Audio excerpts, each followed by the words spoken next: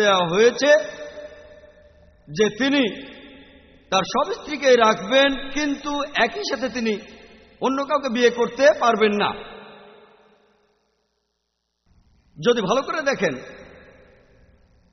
কেন নবীজির জন্য অন্য নারীকে বৈধ করা হয়নি, আর এছাড়াও তিনি তাদেরকে তালাকও দিতে পারবেন না, কারণ পবিত্র কোরআনে আরো একটি আয়াতে বলা হয়েছে যে রাসূলের পত্নীদেরকে বিয়ে করা, তারা তালাকপ্রাপ্ত হোক অথবা বিধবা হোক, তোমাদের জন্য তারা বৈধ নয়, কারণ তারা উম্মুল মুমিনিন, তারা হলেন মুমিনদের মা।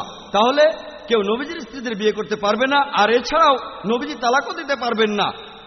আর যদি ভালো করে দেখেন যে নবীজি কেন 11টা বিয়ে করেছিলেন, সেগুলো হয় সমাজ সংস্কারের জন্য অথবা রাজনৈতিক কোনো কারণে, যৌন তৃপ্তির জন্য নয়। তিনি প্রথম যে বিয়েটা করেছিলেন তিনি ছিলেন বিবি খাদিজা রাদিয়াল্লাহু তাআলা আনহা। তখন তার বয়স ছিল 40 বছর আর নবীজির ছিল মাত্র 25 বছর, আর তিনি ছিলেন একজন বিধবা। 2 বার। চিন্তা করেন, নবীজি সেক্সের জন্য বিয়ে করলে এমন মহিলাকে কেন বিয়ে করবেন যিনি নবীজির চেয়ে 15 বছরের বড়, আর যিনি বিধবা হয়েছিলেন 2 বার। যদি ভালো করে দেখেন, যতদিন বিবি খাদিজা রাদিয়াল্লাহু তাআলা আনহা তিনি যতদিন বেঁচে ছিলেন, নবীজি ততদিন অন্য কোনো মহিলাকে বিয়ে করেননি। যখন তার বয়স 50, তখন বিবি খাদিজা রাদিয়াল্লাহু তাআলা আনহা মারা গেলেন। নবীজি 53 বছর বয়স থেকে 56 বছরের মধ্যে অন্যান্য স্ত্রীদের বিয়ে করেছিলেন। যদি তার যৌন আকাঙ্ক্ষা বেশি থাকতো তাহলে বিয়েগুলো তরুণ বয়সেই করতেন। বিজ্ঞান আমাদের বলে মানুষের যত বয়স বাড়ে যৌন আকাঙ্ক্ষা কমে যায়। এটা নবীজির উপরে দোষারোপ করা। মাত্র 2টো বিয়ে করেছিলেন স্বাভাবিক পরিস্থিতিতে, একজন বিবি খাদিজা, অন্যজন বিবি আয়েশা, আল্লাহ তাদের দুজনকেই শান্তিতে রাখুন। অন্য সবগুলো বিয়ে ছিল বিভিন্ন পরিস্থিতিতে, হয় সমাজের কোনো সংস্কার অথবা রাজনৈতিক কারণে। যদি নবীজির বিয়েগুলো দেখেন, তার মধ্যে 2 জনের বয়স ছিল 36 বছরের নিচে, আর অন্যান্য সব স্ত্রীদের বয়স ছিল 36 বছর থেকে 50-এর মধ্যে। প্রত্যেকটা বিয়ে দেখতে পারেন, প্রত্যেকটাতে কিছু কারণ ছিল। যেমন ধরুন বিবি জোহারিয়া, তিনি ছিলেন বারমুস্তালিক গোত্রের মহিলা। এই গোত্রটা খুবই শক্তিশালী ছিল আর মুসলিমদের সাথে বিরোধ ছিল। এর কিছুদিন পর মুসলিম সৈন্যরা তাদের কোণঠাসা করে ফেলল, আর তারপরে নবীজি তাকে বিয়ে করলেন। নবীজি তাকে বিয়ে করার পরে সাহাবীরা বলতে লাগলেন, আমরা কিভাবে আমাদের নবীজির আত্মীয়দের বন্দী করে রাখবো। তারপর তাদের মুক্ত করে দিলেন, আর এরপরে এই 2 গোত্র বন্ধু হয়ে গেল। আরো দৃষ্টান্ত আছে। যখন নবীজি বিয়ে করলেন বিবি মাইমুনা রাদিয়াল্লাহু তাআলা আনহাকে, যিনি ছিলেন নাজাদ গোত্রের সর্দারের স্ত্রীর বোন, এই গোত্রের লোকেরা 70 জন মুসলমানকে তখন হত্যা করেছিল। আর মুহাম্মদ সাল্লাল্লাহু আলাইহি সাল্লাম যখন তাকে বিয়ে করলেন, নাজাদ গোত্র তখন মদিনার নেতৃত্ব মেনে নিল, আর নবীজিকেও তাদের নেতা হিসেবে মেনে নিল। নবীজির এইসব বিয়েগুলোর পেছনে ছিল কোনো রাজনৈতিক কারণ বা সামাজিক সংস্কার। বিয়ে করেছিলেন উম্মে হাবিবাকে, যিনি ছিলেন তখনকার মক্কার সর্দার আবু সুফিয়ানের মেয়ে। আর এই বিয়ে মক্কা বিজয়ের সময়কালে বেশ গুরুত্বপূর্ণ ভূমিকা পালন করেছিল। এছাড়াও আছেন বিবি সাফিয়া রাদিয়াল্লাহু তাআলা আনহা, তিনি ছিলেন একজন শক্তিশালী ইহুদি নেতার মেয়ে। বিয়ের পর ইহুদিদের সাথে মুসলমানদের সম্পর্ক ভালো হয়ে গিয়েছিল। এভাবে দেখবেন যে সবগুলো বিয়েতেই কোনো ভালো কারণ ছিল। বিয়ে করেছিলেন হযরত ওমরের মেয়ে হাফসা রাদিয়াল্লাহু তাআলা আনহাকে, যাতে করে সাহাবীদের সাথে তার সম্পর্ক মজবুত হয়। আর সামাজিক কারণে তিনি একজন তালাকপ্রাপ্তা মহিলাকে বিয়ে করেছিলেন, তিনি হলেন বিবি জায়নাব। তিনি যখন তালাক পেলেন, নবীজি তাকে বিয়ে করলেন। সবগুলো বিয়ের পেছনেই ছিল রাজনৈতিক কারণ ও সমাজ সংস্কার। তিনি যে বিয়েগুলো করেছিলেন সেগুলো ছিল মানুষের ভালোর জন্য, ভালো সম্পর্কের জন্য, যৌন তৃপ্তির জন্য নয়। আশা করি উত্তরটা পেয়েছেন। এবারে মহিলাদের মধ্য থেকে। আমার নাম হাসিনা, আমি আইনের একজন ছাত্রী। আমি আপনাকে 2টা প্রশ্ন করব, প্লিজ একটা বেশি প্রশ্ন করবেন না। আচ্ছা, বহুবিবাহের মাধ্যমে নারীরা কোন দিক থেকে উপকৃত হচ্ছে? বোন, আপনি প্রশ্ন করলেন বহুবিবাহের মাধ্যমে নারীরা কোন দিক থেকে উপকৃত হচ্ছেন, ঠিক? হ্যাঁ, আর আর অন্য প্রশ্নটা হলো আচ্ছা, এটা কেন ভাবছেন যে নারীরা বহুবিবাহের সম্মতি দেবে? প্রথম প্রশ্নটা, বহুবিবাহে নারীরা কিভাবে উপকৃত হচ্ছেন, অর্থাৎ একজন পুরুষ একাধিক বিয়ে করলে নারীদের সেখানে কোন উপকারটা হচ্ছে? উপকারটা হচ্ছে নারীর শালীনতা বজায় থাকছে, কারণ প্রত্যেক পুরুষ একজন করে নারীকে বিয়ে করলে এই পৃথিবীতে লক্ষ লক্ষ নারী থাকবে যারা স্বামী পাবে না। নারীরা তখন হয়ে যেতে পারে জনগণের সম্পত্তি। ইসলাম বহুবিবাহের অনুমতি দিয়েছে যাতে নারীরা তাদের শালীনতা বজায় রাখতে পারে, জনগণের সম্পত্তি না হয়ে যায়। আশা করি উত্তরটা পেয়েছেন। পরের প্রশ্ন ডান দিকের মাইক থেকে। আমার নাম হলো মোহাম্মদ আশরাফ। আমার প্রশ্নটা হলো, ইসলামে সন্তান দত্তক নেওয়ার অনুমতি আছে কিনা? ভাই, আপনি প্রশ্ন করলেন যে ইসলামে সন্তান দত্তক নেয়ার অনুমতি আছে কিনা। এই দত্তকের মানে যদি বোঝান আপনি কোনো বাচ্চা সন্তান নিলেন, গরিব সন্তানকে, আর তার থাকা, খাওয়া, পড়া ইত্যাদির ব্যবস্থা করলেন। ইসলাম পবিত্র কোরআনে সবসময় বলে এসেছে, তোমরা গরিব লোকদের সাহায্য করো, দুর্বলদের সাহায্য করো। একটা বাচ্চাকে বাসাতেও নিয়ে আসতে পারেন, বাবার মতো করে যত্ন নিতে পারেন। ইসলামে যে ব্যাপারটাতে বাধা দেয়, আইনগত দত্তক নিতে পারবেন না, সেই সন্তানের নামে আপনার নাম লাগাতে পারবেন না। ইসলাম ধর্মে এভাবে আইনগত দত্তক নেওয়া হারাম। কেন? কারণ যদি কোনো ব্যক্তি আইনগতভাবে দত্তক নেয় তখন অনেক জটিলতা দেখা দেবে। প্রথম জটিলতা হলো সেই সন্তান, হোক ছেলে বা মেয়ে, সেই সন্তান তখন নিজের পরিচয় হারাবে। 2 নম্বর পয়েন্ট, যদি ধরেন আপনি সন্তান দত্তক নিলেন, আপনার নিজেরও সন্তান থাকতে পারে, কেউই বলতে পারবে না যে তার সারা জীবনেও কোনো সন্তান হবে না। আপনার নিজের সন্তান থাকলে পালিত সন্তানের চাইতে আপন সন্তানকেই বেশি যত্ন করবেন। 3 নম্বর পয়েন্ট, যদি আপনার নিজের সন্তান থাকে আর পালিত সন্তান যদি তাদের বিপরীত লিঙ্গের হয়, তাহলে তারা একসাথে বাসায় থাকতে পারবে না, কারণ তারা রক্তের সম্পর্কের ভাই অথবা বোন নয়। তারপরে পালিত সন্তান প্রাপ্তবয়স্ক হওয়ার পর, যদি সে মেয়ে হয়, প্রাপ্তবয়স্ক হওয়ার পর তাকে তখন হিজাব মানতে হবে তার তথাকথিত বাবার সামনে, কারণ সে তার আসলে প্রকৃত বাবা নয়। পালিত সন্তান যদি পুরুষ হয়, সে যদি ছেলে হয়, বড় হয়ে সে হবে একজন পুরুষ। আর সে যদি বিয়ে করে, এখানেও তার স্ত্রী পালন করবে তার শ্বশুরের সামনে হিজাব। এরকম আরো অনেক কারণ আছে। আর এগুলো ছাড়াও দত্তক সন্তানের কারণে আপনি আপনার আত্মীয়দের বঞ্চিত করবেন। যখন একজন লোক মারা যায় তার যে সম্পত্তি থাকে সেটা তখন ভাগাভাগি করা হবে, যেভাবে পবিত্র কোরআনে উল্লেখ করা হয়েছে। যদি সেই লোকের সন্তান থাকে আর যদি সন্তান দত্তক নেয়, সেক্ষেত্রে সেই লোক তার নিজের সন্তানকেই বঞ্চিত করবে। যদি সে লোক মারা যাওয়ার সময় কোনো সন্তান না থাকে, তখন তার স্ত্রী, তিনি সেই সম্পত্তির অর্ধেক পাবেন। যদি সন্তান না থাকে, এটা তার মা সহ। যদি সন্তান থাকে, 6 ভাগের 1 ভাগ পাবেন। যদি সন্তান না থাকে, 1/3 পাবেন। যদি সন্তান দত্তক নেন, আপনার মাকে আপনি বঞ্চিত করবেন। এই জটিলতা দূর করার জন্য ইসলামের সন্তান দত্তক নেওয়ার অনুমতি নেই। পরের প্রশ্ন। আসসালামু আলাইকুম, আমি Banu Syed, deputy secretary, home department. আপনি আপনার লেকচারে বলেছিলেন যে তালাকপ্রাপ্ত মহিলারা তালাকের পরে ইদ্যত হিসেবে কিছু টাকা পয়সা পায়, এটা সে মহিলা ভরণ পোষণের জন্য। কিন্তু সেই সময়টা পার হয়ে গেলে তার কি হবে?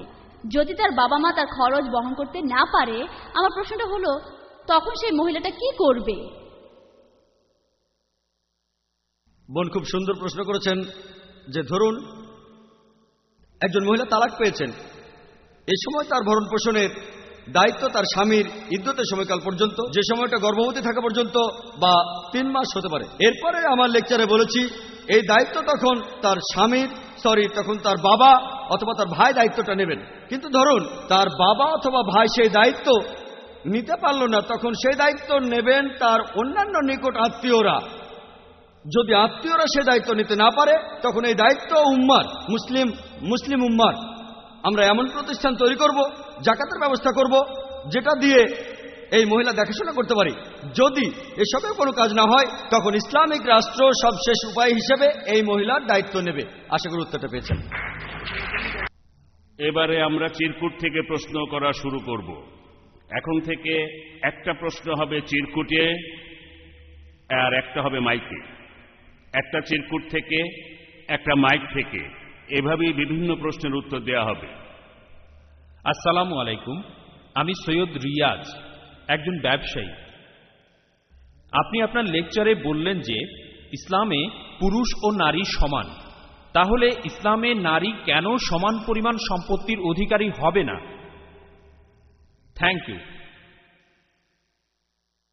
ভাই, আপনি প্রশ্ন করলেন যে আমি আমার লেকচারে বলেছি যে অর্থনৈতিক অধিকারে নারী এবং পুরুষ সমান, তাহলে উত্তরাধিকার হিসেবে সম্পত্তি পাওয়ার ক্ষেত্রে সেটা সমান নয় কেন? আর লোকে বলে যে নারীরা পুরুষদের তুলনায় অর্ধেক সম্পত্তি পেয়ে থাকে। আপনার এই প্রশ্নের উত্তরটা দেয়া আছে পবিত্র কোরআনে সূরা নিসার 11 ও 12 নম্বর আয়াতে উল্লেখ করা হয়েছে, যেখানে বলা হয়েছে যে কিভাবে সম্পত্তি ভাগাভাগি করতে হবে। বলা হয়েছে আল্লাহ তোমাদের নির্দেশ দিয়েছেন তোমাদের সন্তানদের সম্বন্ধে, তোমাদের সম্পত্তি পাওয়ার অধিকার সম্পর্কে এক পুত্রের অংশ হচ্ছে 2 কন্যার অংশের সমান। কিন্তু কেবল কন্যা থাকলে 2 বা অধিক, তাহলে 2/3 পাবে, মাত্র 1 কন্যা থাকলে অর্ধেক পাবে। তারপর বলা হচ্ছে তার যদি সন্তান থাকে তাহলে তার পিতামাতা 1/6 পাবে, আর সে যদি নিঃসন্তান হয় তাহলে তার মা পাবে 1/3। যদি সেই লোকের ভাই বোন থাকে মা পাবে 1/6। এরপরে 12 নম্বর আয়াতে উল্লেখ করা হয়েছে, বলা হয়েছে তোমাদের স্ত্রীদের সম্পত্তির অর্ধাংশ তোমাদের জন্য যদি সন্তান না থাকে, আর তোমরা 1/4 পাবে সন্তান থাকলে। আর তোমার স্ত্রীদের জন্য তোমার সম্পত্তির 1/4 যদি কোনো সন্তান না থাকে, আর 1/8 যদি সন্তান থাকে। এক কথায় উত্তরাধিকার হিসেবে নারীরা পুরুষদের তুলনায় অর্ধেক সম্পত্তি পেয়ে থাকে। তবে এটা সব ক্ষেত্রেই নয়। যেমন ধরুন, একই মায়ের গর্ভে জন্মানো ভাই ও বোন দুজনেই পাবে 1/6 যদি সেই লোকের বংশধর বা পূর্বপুরুষ না থাকে, দুজনেই সমান পাবে। যদি সেই লোকের কোনো সন্তান না থাকে তাহলে তার বাবা মা দুজনেই সমান অংশ পাবে 1/6। আর বিশেষ কিছু ক্ষেত্রে যে মারা গেছে সে যদি মহিলা হয়, কোনো সন্তান না থাকলে তার স্বামী এখানে পাবে অর্ধেক, মা পাবে 1/3 আর বাবা পাবে 1/6। তার মানে কিছু কিছু ক্ষেত্রে নারীরা অনেক সময় পুরুষদের চাইতে দ্বিগুণ সম্পত্তি পেয়ে থাকে। মা এখানে বাবার চাইতে দ্বিগুণ সম্পত্তি পাচ্ছে। তবে এই কথা মেনে নিচ্ছি যে নারীরা সাধারণত উত্তরাধিকারের সময় পুরুষদের তুলনায় অর্ধেক সম্পত্তি পায় কন্যা অথবা স্ত্রী হিসেবে। এটার উত্তরে আমি বলবো সেটা হলো যেহেতু পুরুষরা পরিবারের অর্থনৈতিক বিভিন্ন বিষয়ের দায়িত্ব নেবে, তাই তাদের সাথে যেন অবিচার করা না হয়, সেজন্য আল্লাহ পুরুষদের নারীদের তুলনায় বেশি পরিমাণে সম্পত্তির অধিকার দিয়েছেন। তা না হলে এখানে লেকচার দিতাম ইসলামে পুরুষের অধিকার। আমি আপনাদের একটা উদাহরণ দেই। ধরুন, একজন লোক মারা গেল, আর সম্পত্তি ভাগাভাগি করার পর সন্তানদের জন্য যে অংশটা থাকলো তা হলো 1.5 লক্ষ টাকা। আর সেই লোকের 2 সন্তান আছে, একটা ছেলে একটা মেয়ে। এখন ইসলামিক শরিয়া অনুযায়ী ছেলে পাবে 1 লক্ষ টাকা আর মেয়ে পাবে 50,000 টাকা। তবে এখানে ছেলে সন্তান যে 1 লক্ষ টাকা পাচ্ছে তার বেশিরভাগই সে তার পরিবারের পেছনে খরচ করে ফেলবে। হতে পারে যে পরিবারের পেছনে সে 80,000 টাকায় খরচ করে ফেললো, কিন্তু মেয়ে সন্তান সে যখন 50,000 পাবে এখান থেকে তার 1 পয়সাও খরচ করতে হবে না পরিবারের পেছনে। এবারের প্রশ্নটা এসেছে চিরকুটে। শ্রোতাদের অনুরোধ করব অল্প কথায় প্রশ্ন করতে, বক্তাকে অনুরোধ করব অল্প কথায় উত্তর দিতে। আমাদের এই প্রশ্নোত্তর পর্বের আর মাত্র 25 মিনিট বাকি আছে। এই প্রশ্নটা করেছে বিজয়, বোম্বের আইআইটির একজন স্টুডেন্ট। প্রশ্নটা হলো, ইসলাম নারী আর পুরুষকে কর্মক্ষেত্রে একসাথে কাজ করার অনুমতি দেয় না। এই নিয়মটা কি আধুনিক নাকি সেকেলে? একটু ব্যাখ্যা করে বলেন। একই রকম আরেকটা প্রশ্ন হলো, মহিলারা কি এয়ার হোস্টেস হিসাবে চাকরি করতে পারে? কারণ এটা সম্মানজনক আর বেশি বেতনের চাকরি। প্রশ্নটা করেছেন সিদ্ধার্থ। প্রথম প্রশ্নটার ব্যাপারে বলি, ইসলাম নারী পুরুষের অবাধ মেলামেশার অনুমতি দেয় না। এটা কি আধুনিক নাকি সেকেলে? যদি আধুনিক বলতে বোঝান যে নারীদেরকে পণ্য হিসেবে দেখবেন, অবাধ মেলামেশা করা যাবে, তারা মডেলিং এর পেশা বেছে নিতে পারেন, তাহলে আমি বলবো যে ইসলাম ধর্মটা আসলে সেকেলে। কারণ নারীদেরকে পশ্চিমা মিডিয়া বলে, পশ্চিমা সমাজগুলো বলে, দাবি করে যে তারা নারীদেরকে অনেক অধিকার দিয়েছে, তারা নাকি নারীদের অনেক উপরে উঠিয়েছে, আসলে নারীদের নিচে নামিয়েছে। পরিসংখ্যান থেকে জানতে পারি যে আমেরিকাতে যেসব মহিলা ইউনিভার্সিটি আর বিভিন্ন অফিসে যায় তাদের 50% ধর্ষিত হয়। এটা আপনারা জানেন? 50%। কেন? কারণ আমেরিকার বেশিরভাগ চাকরিতেই নারী পুরুষের অবাধ মেলামেশা হয়। যদি আপনি ভাবেন একজন মহিলা ধর্ষিত হবেন এটাই আধুনিক, তাহলে ইসলাম সেকেলে। সেরকম না ভাবলে ইসলাম ধর্মই সবচেয়ে আধুনিক।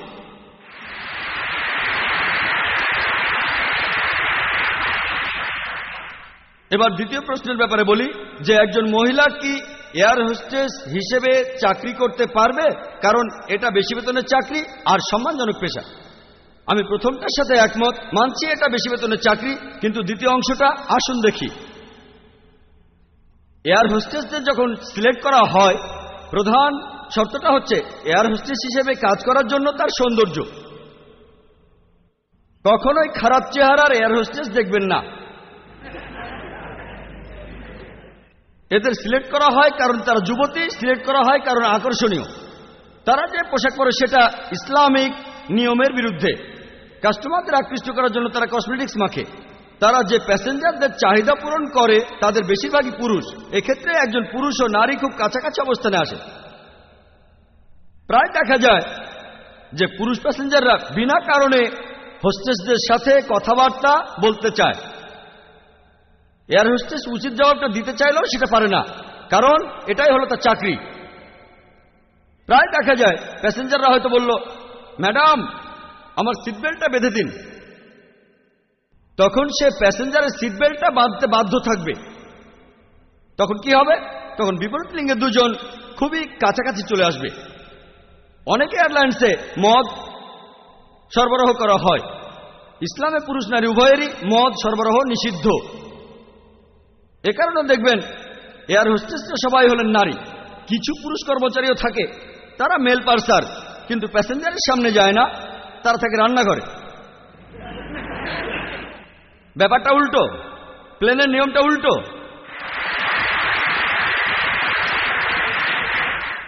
প্লেনে এই উল্টো নিয়ম। আর বিশ্বাস করুন, নারী কর্মচারী ছাড়া এয়ারলাইন্স চালানো সম্ভব নয়। এমনকি সৌদি এয়ারলাইন্স তথাকথিত ইনভার্টেড কমা সবচেয়ে বেশি ইসলামিক, অনেকে তেমনটাই মনে করি, এমনকি তাদেরও মহিলা এয়ার হোস্টেস। কিন্তু যেহেতু সৌদি আরবে মহিলা পাওয়া কঠিন, তারা মহিলা আমদানি করে ইউরোপিয়ান হোস্টেস। দুমুখ নীতি, এছাড়া উপায় নেই। এয়ারলাইন্স এমন ব্যবসা, কাস্টমারকে আকৃষ্ট করার জন্য নারী কর্মচারী লাগবে। আর যদি এয়ারলাইন্সের নিয়মগুলো শোনেন তাহলে ধাক্কা খাবেন, যেমন ইন্ডিয়ান এয়ারলাইন্স, এছাড়াও এয়ার ইন্ডিয়া। তারা বলে নেয় যে আপনি সিলেক্ট হওয়ার পরবর্তী 4 বছর বিয়ে করতে পারবেন না। কিছু এয়ারলাইন্স এরকমও বলে আপনি গর্ভবতী হলে চাকরিটা চলে যাবে। ভাবেন, কিছু এয়ারলাইন্স বলে 35 বছর বয়সে রিটায়ার করতে হবে। কেন? কারণ সে আর আকর্ষণীয় থাকবে না। এটা কি সম্মানজনক পেশা বলছেন?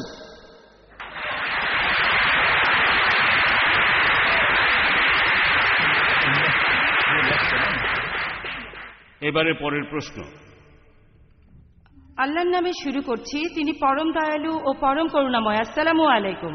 আমি পারভিন নাদিয়া, আমি আইনজীবী আর বিভিন্ন ধর্ম নিয়ে গবেষণা করি। আমার প্রশ্নটা ডক্টর নায়েকের কাছে।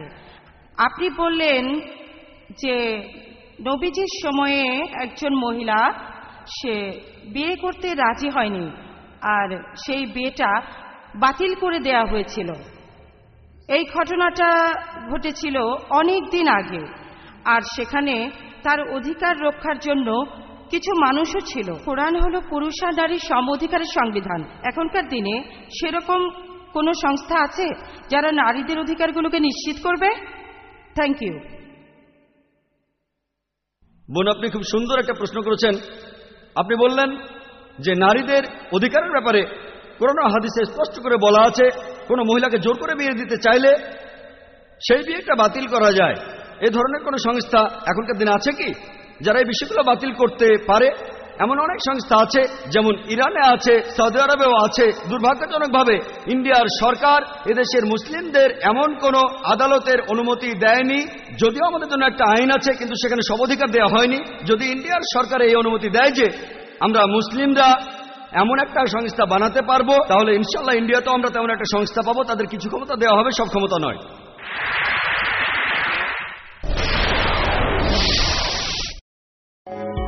বাবা, ইউ আর রিয়েলি গ্রেট। তোমার সিদ্ধান্তই সঠিক। সন্তানকে আইআইইউসি ঢাকা ক্যাম্পাসে ভর্তি করে আমি নিশ্চিন্ত।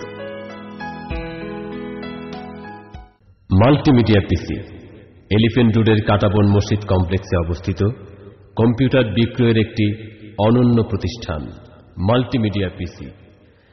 এখানে কম্পিউটারের যাবতীয় অ্যাক্সেসরিজ পাওয়া যায় এবং কম খরচে অভিজ্ঞ ইঞ্জিনিয়ার দ্বারা কম্পিউটার, প্রিন্টার, মনিটর সার্ভিসিং করা হয়। এছাড়াও দেশি বিদেশি 2000-এরও অধিক ইসলামী সিডি, ভিসিডি থেকে আপনার পছন্দের কপিটি সংগ্রহ করুন। মাল্টিমিডিয়া পিসি কম্পিউটার ও ইসলামী সিডি, ভিসিডি বিক্রয়ের একটি অনন্য প্রতিষ্ঠান। এবারের প্রশ্ন চিরকুট থেকে। ইসলাম ধর্মে কি কো এডুকেশনের অনুমতি আছে? এই প্রশ্নটা করেছে রাশেদ শেখ, একজন স্টুডেন্ট। ইসলাম ধর্মে কো এডুকেশনের অনুমতি আছে কিনা? ভাই, আপনি প্রশ্ন করলেন ইসলাম ধর্মে কো এডুকেশনের অনুমতি আছে কিনা, অর্থাৎ ছেলে আর মেয়ে একই স্কুল বা কলেজ বা ভার্সিটিতে পড়তে পারবে কিনা। প্রথমে আসুন দেখি ছেলে আর মেয়ে একই স্কুলে পড়াশোনা করতে পারবে কিনা। গত বছর একটা পত্রিকার রিপোর্ট এসেছিল, দ্য ওয়ার্ল্ড দিস উইক। তারা বিভিন্ন স্কুলে জরিপ করেছিল ইংল্যান্ডের বিভিন্ন ইউনিসেক্স আর কো-এড স্কুলগুলোর উপরে। আর সেই জরিপ বলছে যে ইউনিসেক্স স্কুলগুলোতে সব মিলিয়ে পরীক্ষার রেজাল্ট কো-এড স্কুলগুলোর চাইতে অনেক ভালো। টিচারদের ইন্টারভিউ নেওয়া হলে তারা বলেছিলেন যে ইউনিসেক্স স্কুলগুলোর ছাত্রছাত্রীরা কো-এড স্কুলের ছাত্রছাত্রীর চেয়ে পড়াশোনায় বেশি মনোযোগী।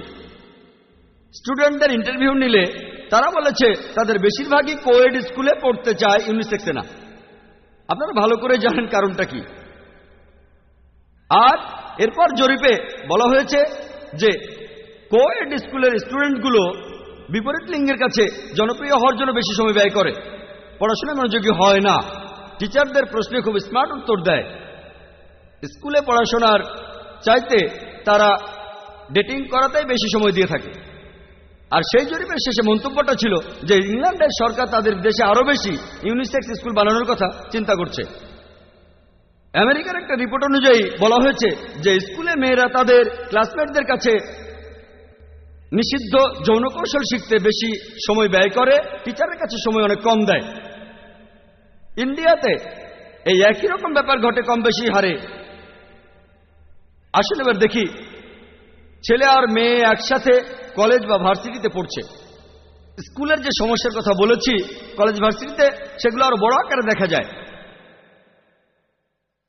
নিউজ উইক পত্রিকার একটা রিপোর্ট অনুযায়ী, এটা প্রকাশিত হয়েছিল 1980 সালের 17 মার্চ, তার 50 নম্বর পৃষ্ঠা, যেখানে বলা হয়েছে বিভিন্ন ভার্সিটিতে মেয়েদের উপর যৌন নির্যাতনের কথা। আমি এখানে এই রিপোর্টটা সম্পর্কে বিস্তারিত বলছি না, কারণ হাতে সময় কম। তবে সংক্ষেপে বলি, লেকচারার আর প্রফেসররা মেয়েদের ভালো গ্রেড দেওয়ার বিনিময়ে বিভিন্ন যৌন হয়রানি করেছে। একই ঘটনা ঘটেছে ইন্ডিয়ার বোম্বেতে। আর যৌন হয়রানির পর স্বাভাবিকভাবেই পড়াশোনায় মনোযোগ কমে যায়। গত বছরের একটা ঘটনা যেটা পেপারে হেডলাইনও হয়েছিল, সেই কলেজটার নাম ভুলে গেছি, সেখানে এক ছাত্রীকে 4-5 জন ছাত্র ধর্ষণ করেছে, একেবারে দিনের বেলায় কলেজ এলাকার ভেতরেই। আর দেখবেন এই রিপোর্টটা ছাপা হয়েছিল গত পরশুদিন 26শে আগস্টের টাইমস অফ ইন্ডিয়াতে। নিউ ইয়র্ক টাইমসের একটা রিপোর্ট দেওয়া হয়েছিল, আমেরিকাতে যেসব মেয়ে স্কুল ভার্সিটিতে যায় তাদের মধ্যে 25% মেয়ে ধর্ষিত হয়ে থাকে। এখন আপনাদের প্রশ্ন করি, আপনারা সন্তানদের স্কুলে পাঠাবেন পড়াশোনা শেখার জন্য, না যৌন কৌশল শেখার জন্য, নাকি যৌন হয়রানির জন্য? পড়াশোনার জন্য হলে আমি বলবো সন্তানদের তাহলে ইউনিসেক্স স্কুলে দেন। আর সব জায়গাতেই এরকম অনেক স্কুলে আছে। আশা করি উত্তরটা পেয়েছেন। আমি দর্শক শ্রোতাদের দৃষ্টি আকর্ষণ করছি, আপনাদের উদ্দেশ্যে বলছি, অডিটোরিয়ামের বাইরে থেকে আপনারা ডক্টর জাকির নায়েকের এই ভিডিও টেপগুলো কিনে নিতে পারবেন। এই ভিডিও টেপগুলো কিনতে পারবেন বিশেষ হ্রাসকৃত মূল্যে, প্রত্যেকটার দাম 150 রুপি করে। যে বিষয়গুলো এখানে পাবেন, এই ভিডিওর Bombay institute of journalist debate, যে ধর্মের বিভিন্ন রক্ষণশীলতাকে আমাদের স্বাধীন মত প্রকাশে বাধা দেয়, ডক্টর জাকির সেখানে কথা বলেছেন ডক্টর বিয়াস, ফাদার প্যারাইরা, এমন বিশেষজ্ঞদের সাথে। এরপরে আছে religion at the right perspective, এটা অনুষ্ঠিত হয়েছিল নরিমন পয়েন্টে। আর Islam the universal religion, doctor Zakir এই লেকচারটা দিয়েছিলেন বোম্বেতে। আর Al Quran should it be read with meaning, এই লেকচারটা তিনি দিয়েছিলেন জুহুর এসএনডিটি ইউনিভার্সিটি হলে। এই ক্যাসেটগুলো আপনারা বাইরে কিনতে পাবেন। এছাড়াও আপনারা পাবেন পবিত্র কোরআন, এটার জন্য আপনাকে হাদিয়া দিতে হবে প্রত্যেকটার জন্য 150 রুপি। এটাতে ইংরেজি অনুবাদ, কোরআনের মূল আরবি আছে, আর অনুবাদ করেছেন আব্দুল্লাহ ইউসুফ আলী। এটাতে তার ব্যাখ্যাগুলো আছে। আমাদের কাছে প্রচুর প্রশ্ন আসছে, আর আপনারাও যথেষ্ট উৎসাহী হয়ে প্রশ্ন করছেন, কিন্তু একই সাথে আমাকে অন্য ব্যাপারও দেখতে হচ্ছে। আমাদের হাতে সময় বেশ কম, আমাদের হাতে আর 10-15 মিনিট সময় আছে, এর মধ্যে আমাদের অনুষ্ঠান শেষ করতে হবে। আমি আপনাদের অনুরোধ করব, একটা প্রশ্ন হবে এই কোণা থেকে, তারপরে বেলকনি থেকে, তারপরে এই পাশে। আর যেহেতু আজকের বিষয় নারী অধিকার, আবারও উপর থেকে মহিলারা প্রশ্ন করবেন। আর এই প্রশ্নগুলোর মাঝে মাঝে চিরকুট থেকে আমি কিছু প্রশ্ন ডক্টর নায়েককে করব।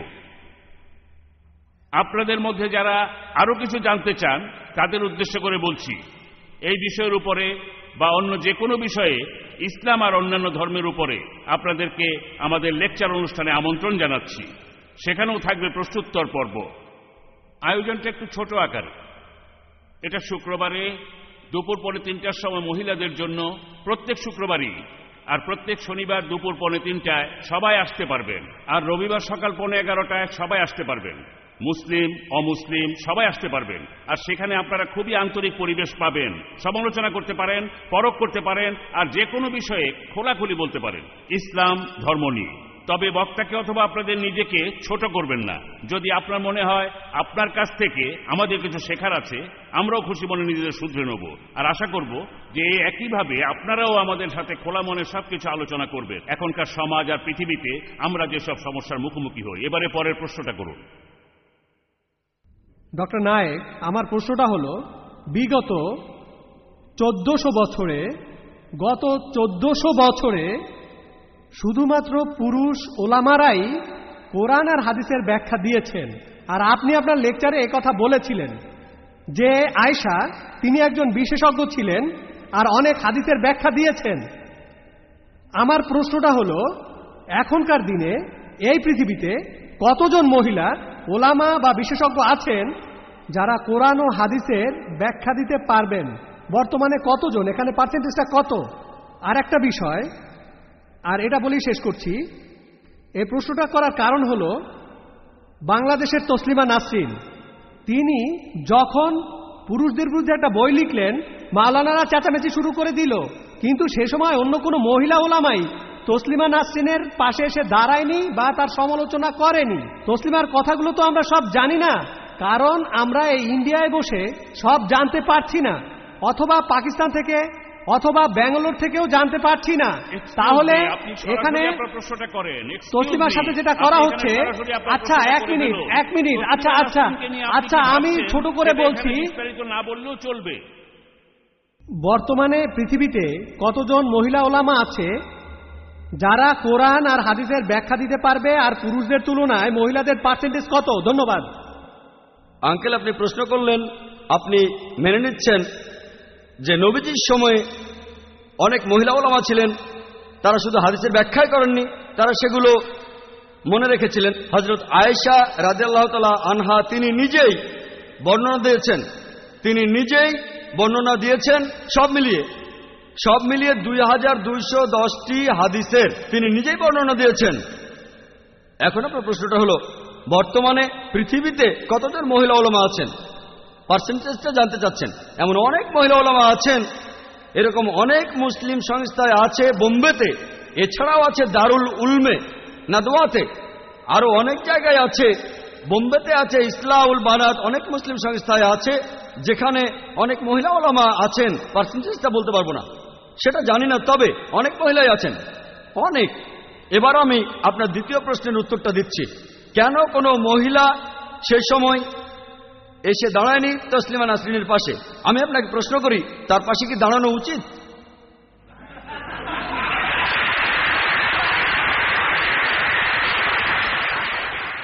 তসলিমা নাসরিনের প্রসঙ্গে যদি আমার মতামত জানতে চান তাহলে এই ক্যাসেটটা বাইরে কিনতে পাবেন।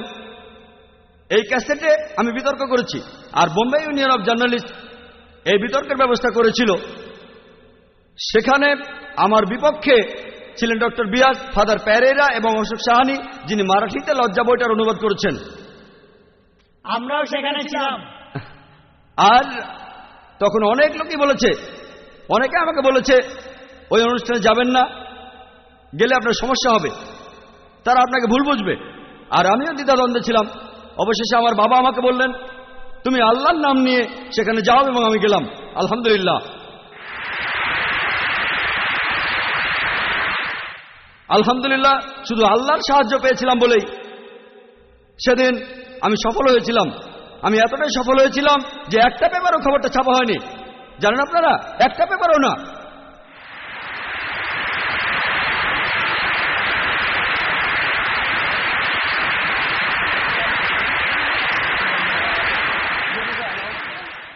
সেখানে ছিল Times of India, Indian express ছিল, মহানগর ছিল, নিখিল ওয়াগলে নিজে সেখানে ছিলেন,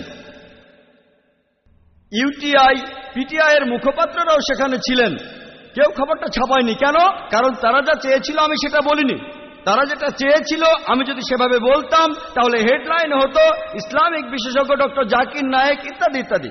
যেহেতু তাদের চাহিদা মতো কথা বলিনি, ছাপাও হয়নি। বিস্তারিত জানতে চাইলে এই ক্যাসেটটা দেখলে জানতে পারবেন। এবারের প্রশ্ন চিরকুট থেকে এই প্রশ্নটা করেছেন জেনিফার। প্রশ্নটা হলো, এটা কি শুধু স্বামীর অধিকার যে 3 তালাক বললে তালাক হয়ে যাবে? আর এখানে একজন মহিলা যদি তালাক চান তাহলে তাকে কি করতে হবে? বোন, আপনি প্রশ্ন করেছেন যে স্বামী তার স্ত্রীকে তালাক দিতে পারবে। আপনি 3 তালাক সম্পর্কে জানতে চাননি, সেটার উত্তরটা অবশ্য আলাদা। আপনার প্রশ্ন হচ্ছে স্বামী তালাক দিতে পারে, স্ত্রী কি তালাক দিতে পারেন? সে ডিভোর্স দিতে পারে কিনা? একজন মহিলা তালাক দিতে পারে না, কারণ একজন পুরুষ তার স্ত্রীকে ডিভোর্স দিলে আরবিতে সেটাকে বলে তালাক। স্বামী স্ত্রীকে তালাক দেয়। তবে একজন মহিলা ডিভোর্স দিতে পারে। ইসলাম ধর্মে 5 ধরনের বিবাহ বিচ্ছেদ আছে। প্রথমটা হচ্ছে যখন দুজনেই এই বিবাহ বিচ্ছেদে সম্মতি দেবে, স্বামী স্ত্রী দুজনেই। তারা দুজনেই বলবে আমাদের মধ্যে মিল হচ্ছে না, আলাদা হয়ে যায়। দ্বিতীয়টা হচ্ছে যেখানে শুধুমাত্র স্বামীর ইচ্ছাতেই বিবাহ বিচ্ছেদ, এটাই তালাক। এখানে তাকে দেনমোহর শোধ করতে হবে, যদি না দিয়ে থাকে তাহলে তাকে শোধ করতে হবে। অন্যান্য উপহারগুলো স্ত্রীকে ফিরিয়ে দিতে হবে। তৃতীয় টাইপ যেখানে স্ত্রীর ইচ্ছাতেই বিবাহ বিচ্ছেদ হয়। আবারও বলছি, স্ত্রীর ইচ্ছাতেই শুধু বিবাহ বিচ্ছেদ, যদি এই ব্যাপারটা তার বিয়ের চুক্তিনামায় উল্লেখ থাকে। যদি তার নিকাহনামায় এই কথাটার উল্লেখ থাকে, বিয়ের চুক্তিনামায়, যে সেই মহিলা ইচ্ছে করলে ডিভোর্স দিতে পারবেন, এটাকে বলা হয় ইসমা। আমি কখনো ইসমা নিয়ে কাউকে কথা বলতে শুনিনি, এটাকে বলা হয় ইসমা। একজন মহিলাও ডিভোর্স অথবা ইসমা দিতে পারেন। চতুর্থ টাইপ হচ্ছে যদি স্বামীর ব্যবহার খারাপ হয় অথবা স্ত্রীকে সমান অধিকার না দেয়, তাহলে সেই মহিলা একজন কাজীর কাছে যাবেন, তারপর বিবাহ বিচ্ছেদ নেবেন। এটাকে বলা হয় নিকাহে ফাস। এখানে কাজী এটা ঠিক করবেন, তিনি স্বামীকে পুরো দেনমোহর অথবা আংশিক প্রদানের নির্দেশ দিতে পারেন। শেষ নিয়মটা হলো কুলা, যে ধরে নিলাম স্বামী লোকটা একজন ভালো স্বামী, স্বামীর বিরুদ্ধে স্ত্রীর কোনো অভিযোগ নেই, তবে ব্যক্তিগত কারণে সে তার স্বামীকে পছন্দ করে না, তখনই সেই মহিলা তার স্বামীকে বলতে পারেন তাকে ডিভোর্স দেওয়ার জন্য, আর এটাকে বলা হয় কুলা। তবে খুব কম মানুষই এমন কথা বলে যে স্ত্রী তার স্বামীকে ডিভোর্স দিচ্ছে। বেশ কিছু ওলামা বিবাহ বিচ্ছেদকে এই 5 ভাগে ভাগ করেছেন, সব মিলিয়ে 2 বা 3টা টাইপ। তবে সব মিলিয়ে ইসলামের বিবাহ বিচ্ছেদের 5টি শ্রেণী বিভাগ আছে। আশা করি উত্তরটা পেয়েছেন। এবারের প্রশ্নটাও চিরকুট থেকে। তারপর আমরা মাইকের একটা প্রশ্নের উত্তর দেব। ডক্টর জাকিরকে বলবো খুব সংক্ষেপে উত্তর দিতে যে মহিলাদের মসজিদে ঢোকার অনুমতি নেই কেন। প্রশ্ন করা হয়েছে মহিলারা কেন মসজিদে যেতে পারে না। সংক্ষেপে বলাটা খুবই কঠিন। পবিত্র কোরআন বা সহিহ হাদিসে এমন কোনো কথা নেই যাতে মহিলাদের মসজিদে যেতে বারণ করা হয়েছে। কিছু লোক একটা হাদিসের কথা বলেন যে নবীজি বলেছেন মহিলাদের জন্য মসজিদে যেতে বাড়িতেই নামাজ পড়া ভালো, তাদের জন্য বাড়ির সামনের ঘর বাদ দিয়ে কোনো ভেতরের ঘরে নামাজ পড়া ভালো। তারা শুধু একটা হাদিসের উদ্ধৃতি দেন, অন্য হাদিসগুলো আর ভালো করে দেখেন না। আমাদের এই হাদিসটার প্রসঙ্গ বুঝতে হবে। নবীজি আরো বলেছেন তোমরা যখন জামাতে সালাত আদায় করবে 27 গুণ বেশি সওয়াব পাবে। তখন একজন মহিলা নবীজিকে বলল আমাদের বাচ্চা কাচ্চা আছে, আমাদের ঘরের কাজ করতে হয়, এগুলো ফেলে মসজিদে যায় কিভাবে? নবীজি তখন সেই মহিলাকে বললেন কোন মহিলা ঘরে নামাজ পড়লে সেটা মসজিদের চেয়ে ভালো, তাদের জন্য ঘরের ভেতরে নামাজ পড়াটাই উত্তম। যেহেতু তারা ঘরের কাজকর্ম করবে তারাও একই পরিমাণ সওয়াব পাবে। এমন অনেক হাদিস আছে যেগুলো প্রমাণ করে মহিলাদের কখনো মসজিদে যেতে বারণ করা হয়নি। একটা হাদিস এমন বলছে যে আল্লাহ তাআলার কোনো ভৃত্যকে মহিলা হলেও মসজিদে ঢুকতে বাধা দিও না। আরেকটা হাদিস বলছে নবীজি স্বামীদের আদেশ দিয়েছেন তোমাদের স্ত্রীরা মসজিদে যেতে চাইলে তাদের বাধা দিও না। এমন আরো অনেক হাদিস আছে, আমি এখানে বিস্তারিত বলছি না। তবে ইসলাম মহিলাদেরকে মসজিদে ঢোকার অনুমতি দিয়েছে, কিন্তু সেই মসজিদে আলাদা ও সমান ব্যবস্থা থাকবে। আমরা পুরুষ ও নারী অবাধে মেলামেশা বিশ্বাস করি না। কেন বিশ্বাস করি না সেটা আমি আগেও বলেছি। যদি পুরুষ ও নারী অবাধে মেলামেশা করে তাহলে অন্যান্য ধর্মীয় স্থানে যাওয়া হয়, এখানেও তাই হবে। লোকজন প্রার্থনার বদলে মহিলাদের উত্তপ্ত করতে যায় সেখানে। সেজন্য ইসলাম পুরুষ ও নারীর অবাধ মেলামেশাকে অনুমতি দেয় না। পুরুষ ও নারীর জন্য আলাদা ব্যবস্থা থাকবে, পুরুষ ও নারীর ওযু করার জন্য আলাদা ব্যবস্থা থাকবে। মসজিদে তারা আলাদা হয়ে দাঁড়াবে, আর মহিলারা সামনের দিকে থাকবে না, কারণ মহিলারা সামনে থাকলে স্বাভাবিকভাবেই পুরুষদের নামাজে সমস্যা হবে। আর নামাজ পড়ার সময় আমরা কাঁধে কাঁধ লাগিয়ে দাঁড়াই। মেডিকেল ডাক্তাররা আমাদের বলেন যে মহিলাদের শরীরে তাপমাত্রা পুরুষের চাইতে 1 ডিগ্রি বেশি হয়। পাশে কোনো মহিলা দাঁড়ালে অনুভূতিটা তখন অন্যরকম হবে। আর তখন আল্লাহ সুবহানাহু ওয়া তাআলার উপর মনোযোগ না দিয়ে সেই মহিলার উপর মনোযোগ দেবেন। আর সেজন্য ইসলাম অনুযায়ী মহিলারা নামাজে পেছনে দাঁড়াবে। সৌদি আরব, লন্ডনে দেখবেন মহিলারা মসজিদে নামাজ পড়ছে, আমেরিকাতেও মহিলারা মসজিদে নামাজ পড়ে। এমনটা দেখবেন শুধু ইন্ডিয়াতে, তারা মসজিদে যায় না। আশেপাশের দেশগুলোতে এমনটা দেখবেন। হারাম শরীফে দেখবেন, মক্কা শহরে মসজিদে নববী সেখানেও যাচ্ছে। তবে আলহামদুলিল্লাহ ইন্ডিয়াতে এখন কিছু মসজিদ হচ্ছে, বোম্বেতেও, যেখানে মহিলারা গিয়ে নামাজ পড়তে পারেন। আশা করি অন্য মসজিদেও শুরু হবে। ধন্যবাদ। এবারে পরের প্রশ্ন। এক্সকিউজ মি, আমি একটা প্রশ্ন করতে চাই। এই প্রশ্নটা কলেজ অফ সোশ্যাল ওয়ার্কের স্টুডেন্টদের পক্ষ থেকে। আজকের আলোচনার বিষয় হলো ইসলামে নারীর অধিকার। তবে আমার মনে হয়েছে যে এই অনুষ্ঠানটা আসলে এখানকার পুরুষ শ্রোতাদের জন্যই হচ্ছে। যদি এই বিষয়টা নিয়ে কোনো বিতর্কে আসতে চান তাহলে সেই বিতর্কটা আপনারা সারা জীবন ধরেই করে যেতে পারবেন। আপনি আপনার প্রশ্নটা করেন, দেখি উত্তর দেওয়া যায় কিনা। এই প্রশ্নটা আমাদের হাতে সময় কম। আচ্ছা, তাই তাড়াতাড়ি প্রশ্নটা করেন। আচ্ছা, আমার এই প্রশ্নটা ইসলামিক রিসার্চ ফাউন্ডেশনের কাছে। আপনাদের অনুষ্ঠানের বিষয়টা হলো ইসলাম ধর্মে নারীর অধিকার। তাহলে আপনাদের স্টেজের উপরে কোনো মহিলা নেই কেন? স্টেজের উপরে কেন শুধুমাত্র পুরুষরাই বসে আছে? এই ব্যাপারটা আসলে এখানে উপস্থিত মহিলা শ্রোতাদেরকে কোনোভাবে সন্তুষ্ট করতে পারছে না। বোন, আপনি প্রশ্ন করলেন যে আজকের এই অনুষ্ঠানের স্টেজের উপরে কোনো মহিলা নেই কেন? কারণ এই অনুষ্ঠানে কোনো মহিলা বক্তা নেই বোন। আমাদের ইসলামিক রিসার্চ ফাউন্ডেশনে প্রত্যেক শুক্রবার একটা অনুষ্ঠান হয় যেখানে মহিলা বক্তা থাকেন আর তারাই কথা বলেন। আজকে আমি এই অনুষ্ঠানের বক্তা, আর আমি একজন পুরুষ। আলহামদুলিল্লাহ, আমি কোনো মহিলা নই। আর এখানে আজকের প্রধান অতিথি তিনিও পুরুষ, আলহামদুলিল্লাহ, জাস্টিস এম কাজী। আর কোঅর্ডিনেটর সবাই পুরুষ। আমাদের অনেক অনুষ্ঠান আছে যেখানে মহিলা বক্তারা বিভিন্ন লেকচার দেন, আর সেখানে প্রধান অতিথিও মহিলা। ইনশাল্লাহ ভবিষ্যতে এমন কোনো অনুষ্ঠান হলে আপনাকে আমন্ত্রণ জানাবো। এবারের প্রশ্ন চিরকুটে। একজন পুরুষ দ্বিতীয়বার বিয়ে করতে চাইলে কি প্রথম স্ত্রীর অনুমতি নিয়ে আবশ্যিক? প্রশ্ন করা হয়েছে কেউ দ্বিতীয় বিয়ে করতে চাইলে প্রথম স্ত্রীর কাছে অনুমতি নেয়া এটা কি আবশ্যিক? স্বামী দ্বিতীয় বিয়ে করতে চাইলে প্রথম স্ত্রীর কাছ থেকে অনুমতি নেওয়া আবশ্যিক নয়, কারণ পবিত্রকরণ বলছে শুধু একটা শর্তেই একজন পুরুষ একাধিক বিয়ে করতে পারবে, সেটা হচ্ছে স্ত্রীদের সাথে তাকে সুবিচার করতে হবে। তবে এক্ষেত্রে তার জন্য অনুমতি নেওয়াটাই উত্তম। আর দ্বিতীয় বিয়ের আগে প্রথম স্ত্রীকে জানানো তার কর্তব্য, কারণ ইসলাম বলছে যদি আপনার একাধিক স্ত্রী থাকে আপনাকে সুবিচার করতে হবে। আর প্রথম স্ত্রী যদি অনুমতি দিয়ে থাকে সেক্ষেত্রে স্বাভাবিকভাবে স্বামী আর স্ত্রীদের মধ্যে সম্পর্কটা খুবই ভালো হবে। তবে এটা আবশ্যিক নয়, শুধু একটা ক্ষেত্র বাদে, যদি তার স্ত্রী একথা নিকানামায় উল্লেখ করে যে আমি যতদিন থাকবো ততদিন তুমি অন্য কাউকে বিয়ে করবে না, সেক্ষেত্রে স্বামী দ্বিতীয় বিয়ে করতে চাইলে প্রথম স্ত্রীর কাছ থেকে অনুমতি নেওয়া আবশ্যিক। এটা বাদে অন্যান্য সব ক্ষেত্রে এটা আবশ্যিক না, তবে নিলে ভালো। এবারের প্রশ্ন পুরুষদের মধ্য থেকে। আমার নাম মোহাম্মদ আবরার হোসেন। ইসলামে নারী পুরুষের একসাথে কাজ করার অনুমতি নেই, তাহলে অতীতে তারা কিভাবে একসাথে যুদ্ধ করত? ভাই, আপনি প্রশ্ন করলেন যে ইসলাম নারী পুরুষের অবাধ মেলামেশাকে অনুমতি দেয় না, তারা যুদ্ধক্ষেত্রে অবাধে কিভাবে মেলামেশা করত। আমার লেকচার যদি আপনি ভালো করে শুনে থাকেন যে যুদ্ধের সময়ও মহিলারা হিজাব পালন করত, সেখানে কিছুটা শিথিলতা ছিল। সহিহ বুখারীতে দেখবেন বলা হয়েছে যুদ্ধের সময় মহিলাদের পা দেখা যেত, অন্য সময় পাও ঢাকা থাকত, এমন কিছু ছাড় দেওয়া হয়েছে। আর যুদ্ধের সময় মহিলারা এমনকি ঘোড়ার পিঠেও চড়ত, তখন পা দেখা যেত। ইসলামে এই ছাড়টা দেয়া হয়েছে। তবে আমেরিকান আর্মির মতো নারী পুরুষ অবাধে মেলামেশা করত না, তখনও তারা ইসলামিক হিজাব ও নিয়মকানুন মেনে চলত। এবারের প্রশ্ন চিরকুট থেকে।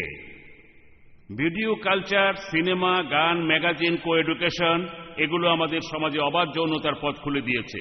এমন অবস্থায় আমাদের সন্তানদের, বিশেষ করে মেয়েদেরকে কি তাদের নিজেদের পছন্দ মতো বিয়ে করতে দেওয়া উচিত? প্রশ্নটা করেছেন মোহাম্মদ আসলাম গাজী। ভাই, আপনি প্রশ্ন করেছেন যে বিজ্ঞান আর প্রযুক্তির উন্নতির কারণে সিনেমা ভিডিওতে অশ্লীল যৌনতা দেখা যায়, এমন পরিস্থিতিতে আমাদের মেয়েদের কি নিজ পছন্দে বিয়ে করতে দেওয়া উচিত? আমি আগেও বলেছি যে বাবা মা সন্তানদের পথ দেখাবেন, মেয়েকে বিয়ে করার জন্য নির্দেশ দিতে পারেন, তবে জোর করতে পারবেন না। এটা কিভাবে জানবেন যে বাবা মা সবসময় সঠিক? তাই ইসলাম আমাদের বলছে যে বাবা মা সন্তানদের বিয়ের ব্যাপারে নির্দেশ দিতে পারেন, কিন্তু জোর করতে পারবেন না, কারণ এখানে আপনাদের মেয়েই তার স্বামীর সাথে থাকবে, আপনারা নন। এবারে আমাদের অনুষ্ঠানের শেষ প্রশ্ন মহিলাদের মধ্য থেকে।